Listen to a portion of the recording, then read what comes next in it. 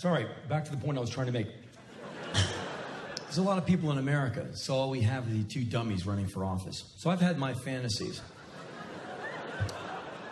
If I ran, and wouldn't it be cool to run for office? Because everyone has had the fantasy of like wanting to do the right thing, you know, because none of these people seem to do the right thing, you know? If I ran in your country, I would just be telling like Pauline Hanson to shut her fucking mouth like every morning at 9 a.m. Good morning, shut the fuck up. But hey, shut the fuck up. I was locked in my hotel room yesterday, and she's in some issue of like Women's Day. They've given her a makeover. Well, she was unsure at first, but we lightened her hair and redid her, and sure, she says a few things that wrinkle a few eyebrows in this country. I'm like, God, just be nice to fucking Satan, will ya? Fuck her. Anyway, so I had this like divine fantasy if I ran for office in America and only told the truth. How bitchin' would that be? Like in those debates, you know, they're very magnanimous. My worthy opponent makes a very good point. But what he fails to realize, you know, patronize, condescend, and belittle. Instead of that shit where no one believes it. I'll just look over at the guy, you know something, man? I always fucking hated you. You're just a stupid bitch. Shut the fuck up.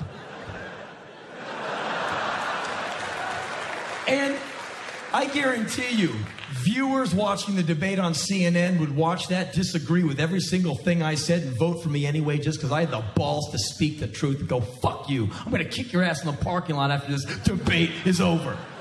People are like, fucking A, man.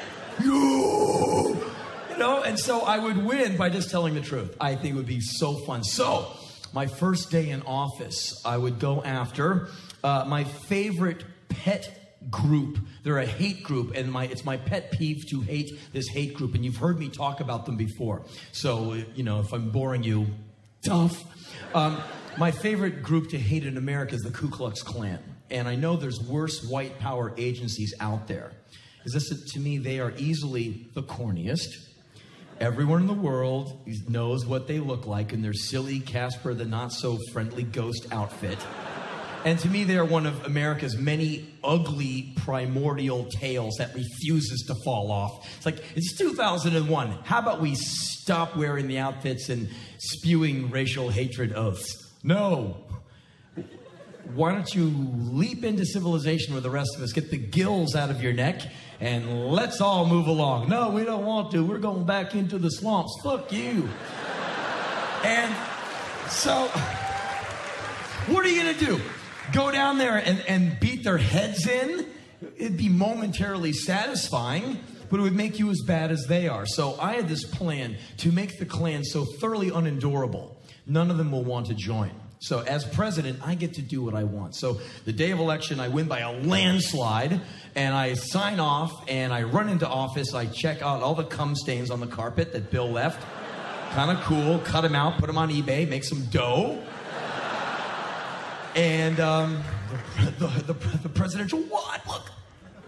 And so anyway, leave a few of my own. What the hell? Fuck, it's my office for 4 years. I'll demarcate my territory. But anyway, I do it in hotel rooms all the time. And so anyway, I guess I shouldn't have told you that. Anyway, so day one, I would get millions of dollars, which I have at my disposal because I'm the chief executive. And I would go to the most avant and challenging fashion moguls of today. And their instruction for me, I give them a big wad of cash. I go, okay, I need you to make me the most challenging, wildest Klan outfits you have ever thought of in your wildest dreams. I don't care what fabrics you use, what colors you use, hemlines, just go crazy. I need 3,000 of the most clashing Klan outfits as soon as possible. Get cracking. So they're sewing away, making wild Klan outfits, crazy, with cat eyes on the hood, just really nuts. And so then I start assembling my Klan Chaos Disruption team. Okay, my Klan Chaos Disruption team is 3,000 people. Unfortunately, I now have to draw lines in the sand. Okay, it's all men, so there's no women allowed. I'm sorry, it's a focus group, okay? So, it's all men, and it's all gay. Now, I will slightly widen the parameters for you just a little bit. You get to be either black or Jewish. But you must be gay and you must be a guy. Basically, what I want to do is have 3,000 people who embody things that the Klan can't stand. Blacks, Jews, and homosexuals. And that's all you would get in the Klan Chaos Disruption team. So I'd have all these outfits made. I'd find 3,000 people for my Klan Chaos Disruption team. I'd suit them up, and we would wait for the Klan to march on a major city. Now, a couple of years ago, they came to Manhattan, New York, and they called up Fuhrer Giuliani. And they said, we're coming to New York City. We're coming 500 strong. You can't stop us. And unfortunately, freedom allows shitheads to get away with stuff. And you'll always know the mark of a coward. A coward hides behind freedom. A brave person stands in front of freedom and defends it for others. So you always know, like white power groups, you can't stop us. See, we'll get the American Civil Liberties Union on your ass. Ha, ha, ha, ha. And that's like a guy hiding behind his big friend going... Okay? So that's the Klan. They're a bunch of pussies. So anyway, they said, we're coming 500 strong to Manhattan. Well, they came about 20 strong to Manhattan. And there they are. And you wonder, where are the other 480 guys? You know, maybe they couldn't get out of the trailer home. The outhouse door wouldn't open. Maybe they couldn't get their fingers dislodged out of their daughter. I don't know. What are you freaking out now? I'm just trying to list a few possibilities as to why they didn't make the northern sojourn. Come on, loosen up. Anyway, so, you know, basically what I'm telling you is they didn't make it. Only a handful of them made it, and there they are marching down Madison Avenue. We are the Klan. We are the Klan. Whoopee! We are the Klan. I don't know if they have a theme song or anything. But anyway, they were marching, and people were throwing little batteries at their heads. Fuck you, you bastards. And if you throw a 2-volt battery at a guy with a 2-inch thick cranium, what's it really going to do? Mother? Is it time for breakfast? They don't know what's going on. And so anyway, so they marched, and they thought it was a triumph. And so I would wait for them to come back to, like, say they come back to New York again, they call up who's ever in charge. We're coming, 30 strong. I ain't gonna bullshit you. We're coming 30 strong to Manhattan. There's nothing you can do about it. Be like, that's cool. Bring it on. And so they march. Here they come down the streets. We are the Klan.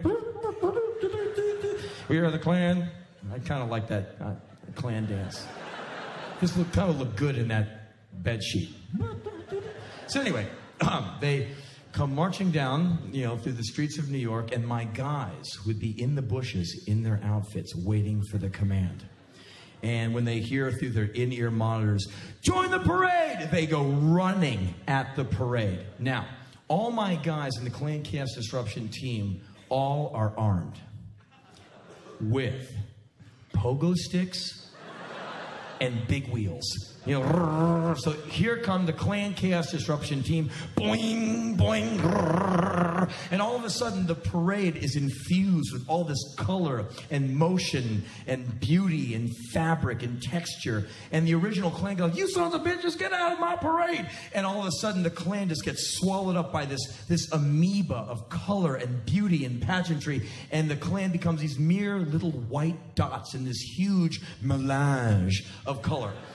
And so everyone's pogoing and rolling around and having a great time, and the Klan's all pissed off. Now they're cut off from their other Klansmen because there's 3,000 people bum rushing the show.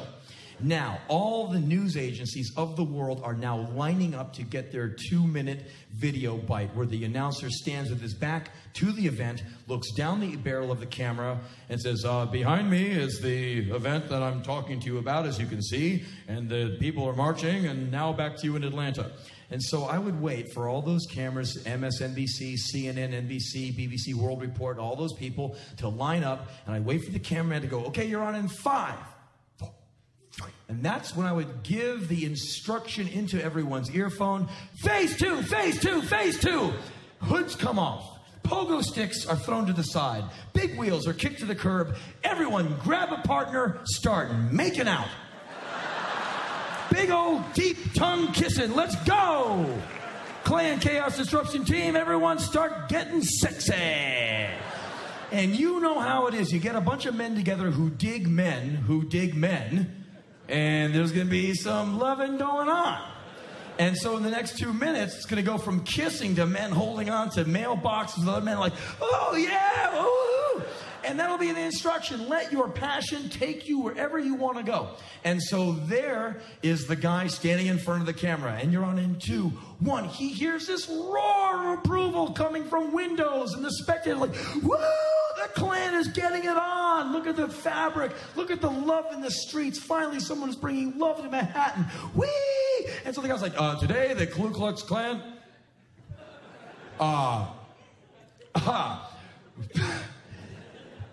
The Ku Klux Klan is here in New York City today, engaging in typical Klan activity.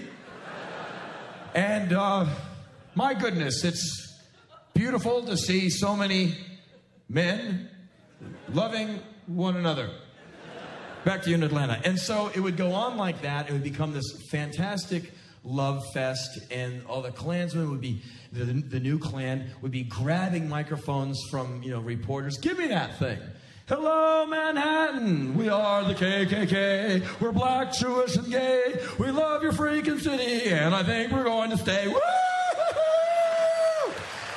And businesses would be letting out, schools would be letting out, apartments would be emptying. Why? The Klan is in town. It's going to be the biggest block party Manhattan ever had.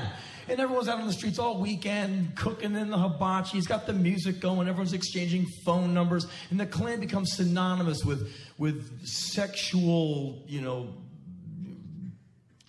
just freeness and racial tolerance and just groove and basically rock and roll. True rock and roll. Everyone's partying. No one cares about the skin color. Everyone's just grooving. And the Klan becomes synonymous with that. And so now the Klan goes home back to their cities, and their friends go, you son of a bitch, you goddamn fag bastard. I saw you kissing that man. I wasn't kissing that man was kissing me, god damn it. Okay, I predict membership of the Klan would plummet rapidly. Inside of a month, the Klan would go down from 850 people to 3. Because if people need, start thinking that the Klan is just about really kick-ass fashion and sexual tolerance, what Klansman would want to be part of that? You're in the Klan, right? Yeah. You're one of them smart-dressing faggots? I quit, goddammit, I quit. Okay, so within a month, the Klan is now down to 3 people, okay? The Grand Wizard, the Grand Dragon, whatever his name is, his brother, and his brother's friend who always brings the beer, the guy with no teeth. And they now have to have their march in the driveway of the Grand Doodah because they don't want to get caught. So they're like, we are the Klan. It's 3 in the morning. It's real secret. We are the Klan. Cedric, cut down that kazoo. Okay, I'm sorry. We are the Klan. We are the Klan. We are the Klan. Shh. We are the Klan. We are the Klan. And they hear from down the street, boing, boing, boing. Hey, what's happening? Heard there was a fucking Klan rally. We're here, baby. We are here. Woo! They bring CNN with them. The Klieg lights go on. It's a press conference, and there's the Klan woo! In Marietta, Georgia, at 3 in the morning. Hot love in the streets of Georgia. And there's the Klan with a bunch of guys tackling him. 3,000 guys in this guy's front yard. Biggest block party ever. Whee! The Klan now goes down to 2 members. It's the Grand Doodah and his brother. They now have to have secret marches in the bayou at 4 in the morning. They're in their outfits with hip waders on. We are the Klan. God damn, is that an alligator over there? Just don't look at him. We are the Klan. Do-do-do-do. We are the Klan. And they hear from behind him, I can't pogo in this mess. This is just fucking awful. If I get one stain, if I get one drop of alligator shit on this, I'll tell you I'm gonna shit right now, okay? Don't worry about it. Look, there they are. Hey! Heard there was a Klan rally. Don't worry, baby. We're here. We're here. Hold on a minute. I predict the Klan will disappear. Inside of no time, we'll have beautiful photos. We'll have a greatest hits video. Fantastic. So anyway, that would be day 1. So that's day 1 of the administration. Day 2, I would attack the appalling music problem. Sorry, back to the point I was trying to make.